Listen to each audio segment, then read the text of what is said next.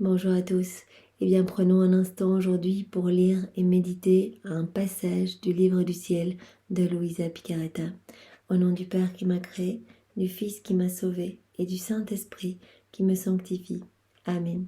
Jésus, je m'immerge en toi, dans ta divine volonté, je me fusionne en toi, je fonds ma volonté dans la tienne, je m'identifie à toi et je te laisse le champ libre sur ma vie. Viens faire ce que tu veux de moi, prends vraiment les commandes de mon existence.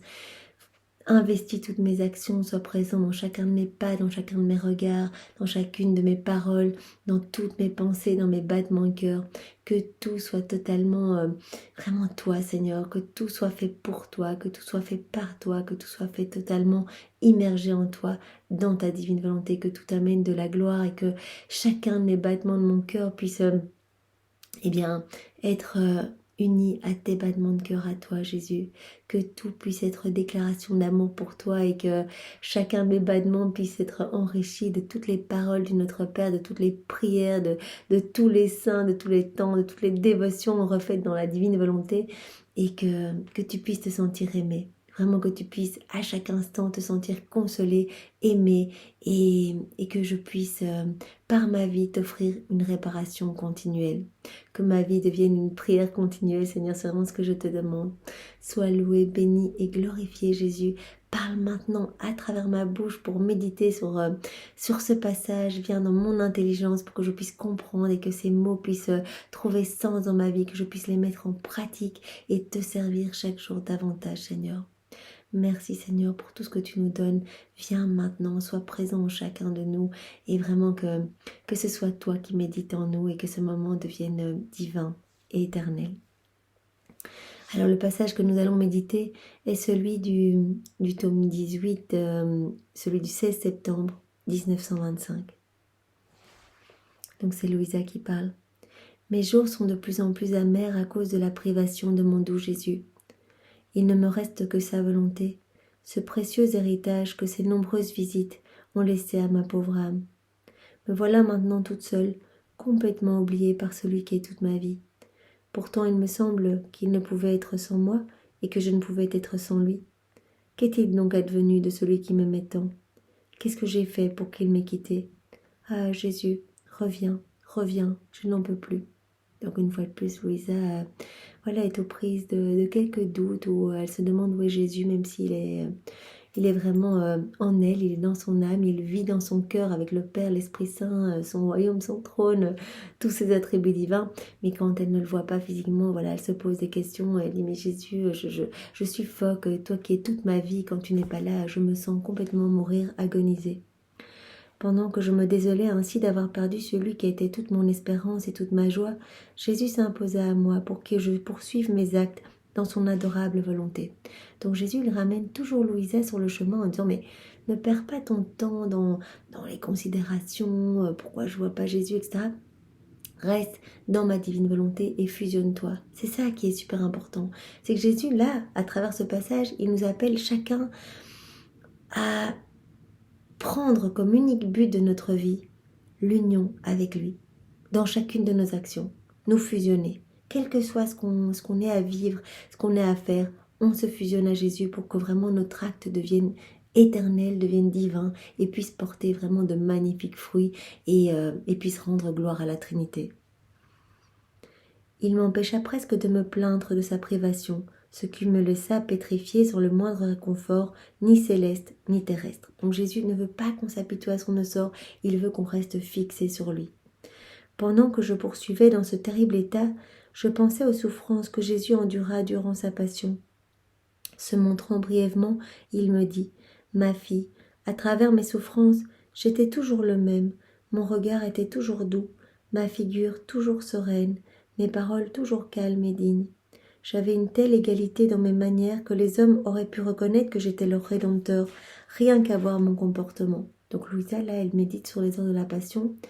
Et Jésus lui met le doigt sur tous ces moments où il a été calomnié, bafoué, où vraiment on le frappait dans tous les sens, on lui crachait au visage, on lui arrachait la barbe, on le poussait dans les égouts de la ville, etc. Et à chaque instant, Jésus lui dit « Regarde Louisa, je restais toujours calme, dans la douceur, dans l'amour, et je priais pour mes ennemis. Vraiment, je faisais réparation pour tous ces actes qui étaient en rupture avec la divine volonté. Et il nous voyait à travers les siècles, parce que ce n'était pas qu'il y a 2000 ans, les coups, les griffures, etc. C'est nous, chaque jour, quand nous faisons des choses sans penser à Jésus, eh bien nous le mettons à mort une fois de plus. Et donc Jésus réparait dans une douceur infinie. Et donc il le dit, à travers toutes ces souffrances, j'étais toujours le même, toujours le même. Vous voyez cette constance dans l'amour. Mon regard était toujours doux, ma figure toujours sereine, mes paroles étaient toujours calmes et dignes. Jésus n'ouvrait la bouche que pour glorifier son Père, sinon il gardait le silence et il restait toujours digne et calme, même si vraiment on le traînait, on le jetait par terre, on lui bandait les yeux en disant mais vas-y fais le prophète, devine qui t'a frappé. Donc c'était vraiment des souffrances inouïes qu'il a acceptées justement pour refaire et réparer nos vies. J'avais une telle égalité dans mes manières que les hommes auraient pu reconnaître que j'étais le Rédempteur. Il était tellement doux et tellement constant dans son amour qu'on aurait dû reconnaître que c'était le Rédempteur juste par son attitude tellement pleine d'amour et de tendresse. Rien qu'à voir mon comportement, on aurait dû vraiment me reconnaître. Bien que par leur intensité et leur nombre, mes souffrances auraient eu de quoi m'anéantir complètement, il n'en était rien. Au milieu de mes ennemis, je demeurais comme un soleil majestueux, avec ma sérénité habituelle et mon comportement paisible. Il dit que voilà, humainement, il aurait dû mourir 1000 fois avec tous ces tourments. C'était tellement atroce. Vous imaginez la flagellation, il l'a dit à Sainte Brigitte, 5480 coups. Donc c'était vraiment atroce.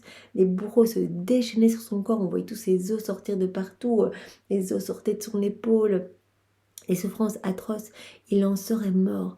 Mais vraiment, il continuait vraiment pour réparer nos péchés contre la chair, nos impuretés, etc.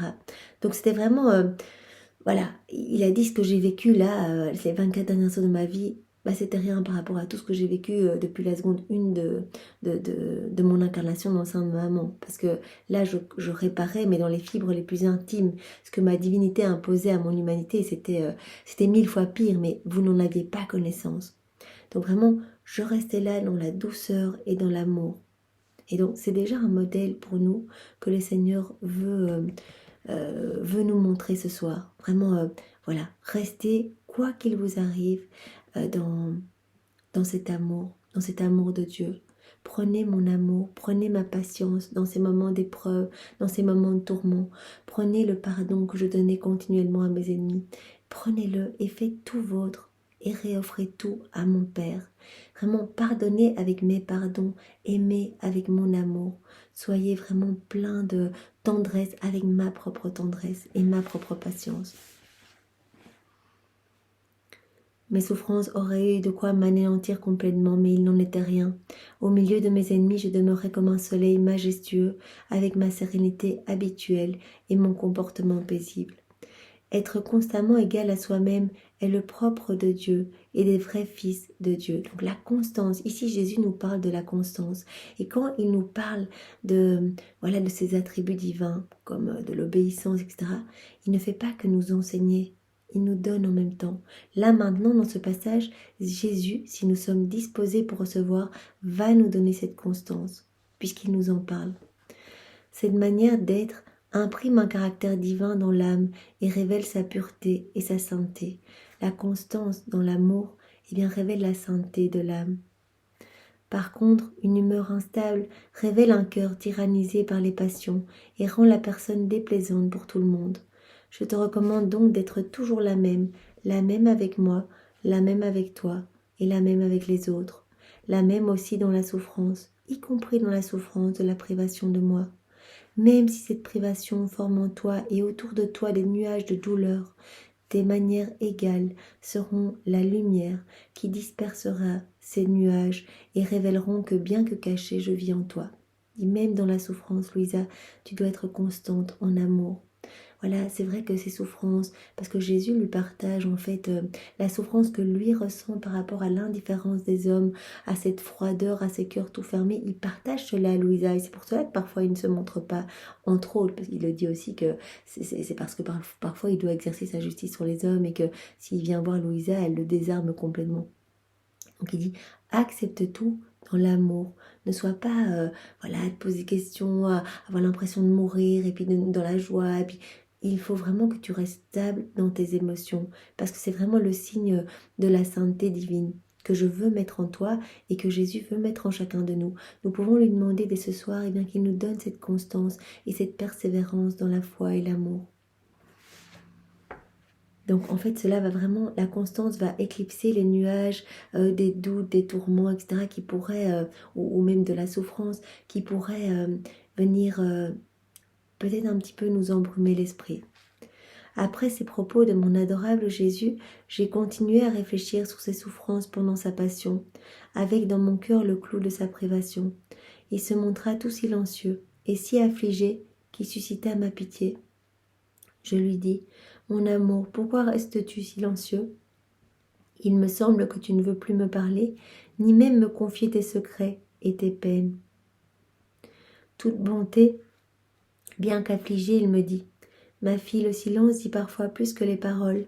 Garder le silence est la décision de celui qui ne veut pas être dissuadé, d'un père qui se trouve avec un fils qu'il aime beaucoup au milieu d'autres fils qui se montrent indisciplinés et qu'il veut corriger. Donc Jésus met maintenant le doigt sur le silence. Garder la paix en toute situation. Donc il dit, regarde Louisa, pendant ma passion, voilà, on me calomniait, on disait des choses totalement injustes sur moi, vraiment on me méprisait, on m'a habillée comme un fou chez Hérode, parce que je ne répondais pas. Et donc Hérode était vraiment vexé par ce silence et donc a dit si tu réponds pas c'est que tu es complètement fou. Donc on lui a fait mettre le petit vêtement qu'on mettait aux gens qui n'étaient pas sains d'esprit. Et donc il a choisi de garder le silence. Et il dit que ça c'est aussi un signe de sainteté, de rester vraiment dans l'amour en toute situation, mais vraiment voilà, n'ouvrir la bouche que pour parler des choses du ciel, que pour glorifier la Trinité. Crois-tu que lorsque je ne viens pas te voir et que je ne te fais pas participer à mes souffrances, cela ne signifie rien? Ah, ma fille, bien au contraire, cela est quelque chose de grand. Quand je ne viens pas, c'est que ma justice est chargée de châtiments pour frapper l'homme. Tous les maux passés, les tremblements de terre, les guerres, sont peu de choses en comparaison des tribulations qui s'en viennent, de la grande guerre et des révolutions qui se préparent. Oui, on est en 1925. Donc on est vraiment dans l'entre-deux-guerres et Jésus voit vraiment que les hommes font n'importe quoi. Et donc il dit à un moment, voilà, j'essaye par des stratagèmes amoureux de les ramener à moi. Et si les hommes ne reviennent pas, je vais essayer par d'autres voies d'amour, en exerçant ma justice, de les ramener à bon port. Alors ça va pouvoir passer par des choses un peu plus difficiles, comme il dit, des châtiments, des choses que je vais autoriser pour que l'homme puisse vraiment, en fait, un petit peu s'humilier devant Dieu, retrouver sa juste place, en fait. Combien d'hommes dans l'épreuve ne se mettent pas à genoux pour implorer l'aide du ciel. Et donc, quelque part, quand Jésus a tout essayé, quand la Trinité a tout essayé pour ramener ses enfants voilà, à bon port, c'est une autre voie. Une voie qui est peut-être moins agréable, mais Jésus voit sur du long terme, il voit notre âme et tout ce qu'il veut c'est sauver nos âmes. Et donc il va essayer par le biais de la justice de ramener ses enfants à lui. Et donc il dit voilà Louisa, quand je viens pas, c'est que je dois exercer ma justice. Et quand je te vois, voilà, que tu me désarmes complètement parce que tu veux prendre tous les châtiments sur toi, tu veux vraiment que... Et donc tu calmes ma justice et je ne peux pas l'exercer sur les hommes. Et parfois c'est indispensable pour qu'ils puissent vraiment être sauvés en fait. Les hommes commettent tant de péchés qu'ils ne méritent pas que je te fasse participer à mes souffrances pour les libérer des châtiments qu'ils méritent. Voilà, il faut que les hommes puissent vraiment revenir et c'est la seule façon de faire. Donc je ne veux pas te partager mes souffrances, je dois pouvoir déverser cela sur les hommes. Par conséquent, sois patiente, ma volonté compensera le manque de ma présence visible, même si cachée je suis en toi, si je ne procédais pas ainsi, tu n'aurais pas la paix nécessaire pour poursuivre tes tournées habituelles dans ma volonté. Dis, même si tu ne me vois pas, je suis en toi et c'est ça qui te donne la paix. Même si tu as quelques doutes, que tu souffres de ne pas me voir, tu as quand même, voilà, je suis là et ma volonté t'aide à rester dans la paix. Tu as la paix nécessaire pour faire toutes tes tournées. Louisa, même quand elle ne voit pas Jésus, qu'elle est quand même dans ses tourments, elle parle quand même d'agonie dans ces moments-là, eh bien elle continue à se fusionner dans la divine volonté et elle continue à faire ses rondes.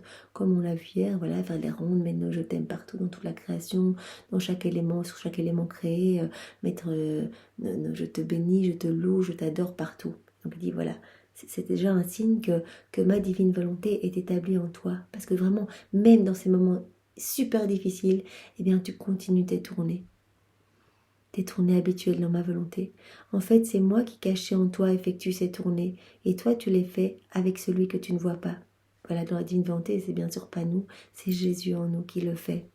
Quand ma justice en aura terminé avec les châtiments, je viendrai comme auparavant. Par conséquent, sois courageuse, attends-moi et n'aie pas peur. Pendant qu'il me parlait, je me suis trouvée hors de mon corps, au milieu des nations. Chez presque toutes, on pouvait voir des préparatifs de guerre, l'invention de nouvelles techniques de combat, suscitant la frayeur, rien qu'à les voir.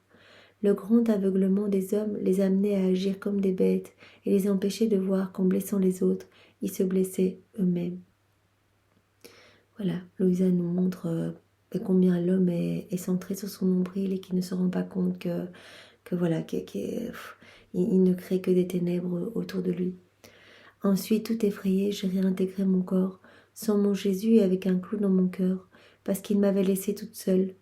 Pendant que je me tordais de douleur, mon doux Jésus bougea en moi, et soupirant devant mon pitoyable état, il me dit « Ma fille, sois calme, je suis en toi, je ne t'ai pas laissée. D'ailleurs, comment pourrais-je te laisser? Regarde, ma volonté est partout. Si tu es dans ma volonté, je n'ai aucun endroit où aller pour me distancer de toi. Il me faudrait rendre ma volonté limitée, ce qui est impossible. » Donc il dit Louisa, de toute façon, je suis en toi, puisque tu es immergée dans ma divine volonté, moi, ma demeure, elle est dans ton cœur. Je peux pas m'éloigner de toi, je suis comme aimantée, je suis là. Donc sois certaine que je ne t'ai pas laissé et plonge-toi toujours davantage dans l'immensité de ma volonté. Bien Seigneur, nous t'offrons nos cœurs pour que vraiment tu puisses venir y faire ta demeure. Comme dans le cœur de Louisa, nous nous offrons totalement à toi, Seigneur, avec nos misères, nos faiblesses, et nous te supplions de nous utiliser vraiment comme de bons instruments entre tes mains. Fais de nous ce qui te plaira et vraiment modèle-nous comme des argiles molles, comme des cires molles. Nous voulons vraiment être façonnés entre tes mains divines, Seigneur, pour que nous puissions répondre au plan que tu as pour nous, en fait, ce plan divin que tu as pour chacun de nous. Merci, Seigneur, que nos vies puissent être une action de louange et de gloire pour toi. Nous t'aimons, Seigneur, avec ton propre amour et nous te remercions infiniment avec tes propres remerciements. Et nous le faisons bien sûr au nom de tous nos frères et sœurs, de tous ceux qui ne te remercient jamais, qui ne t'aiment pas et qui ne veulent pas de toi. Eh bien voilà, soyez tous bénis, passez une belle nuit dans la divine volonté de Jésus. Au nom du Père et du Fils et du Saint-Esprit. Amen.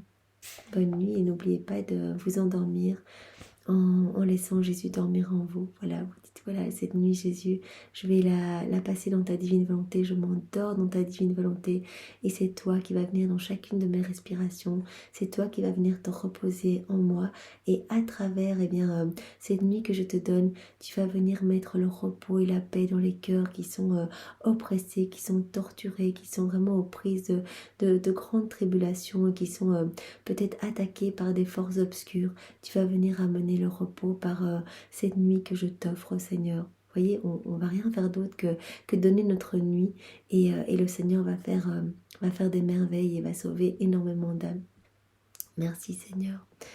Eh bien, on se retrouve demain et je vous souhaite une belle nuit dans la divine volonté. Au revoir.